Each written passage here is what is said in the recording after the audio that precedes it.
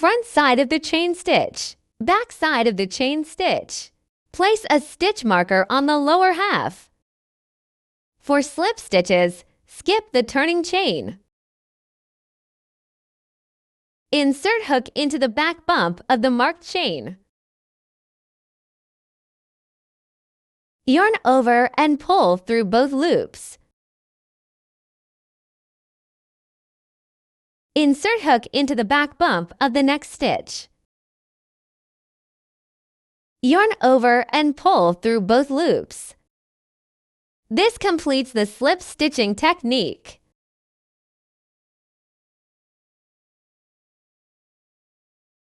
Repeat across the row.